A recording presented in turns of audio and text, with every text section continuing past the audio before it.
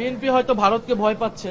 তারা সবার আগে বাংলাদেশ বললেও আমরা দেখছি যে মানে যদি ভয় না পেত তাহলে এটা তো আমাদের ইতিহাসের অংশ এবং এটা তো ভারত করেছে, তো যেটা ইতিহাসের অংশ সেটা কেন থাকবে না।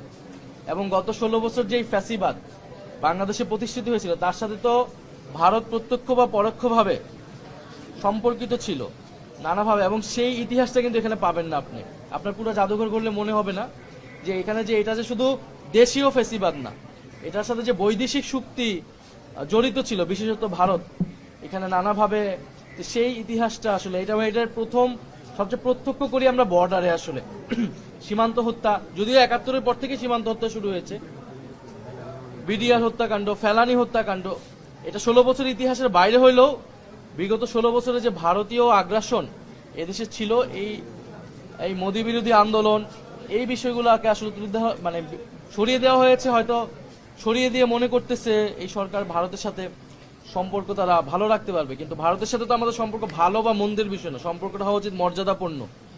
এবং এই সরকারের এই আপোষকামী মনোভাবের কারণে কিন্তু আমরা দেখলাম দিল্লিতে কনফারেন্স করে এখন পতিত স্বৈরাচার শক্তি তারা হুঙ্কার দিচ্ছে এবং সরকার একটা শুধু প্রেস রিলিজ দিয়ে তার দায়িত্ব শেষ করছে। ফলে এখানে আপোষের আসলে কোনো সুযোগ নেই। আপোষ করে আমরা বাংলাদেশের স্বাধীনতা, সার্বভৌমত্ব এবং গণতন্ত্র রক্ষা করতে পারবো না।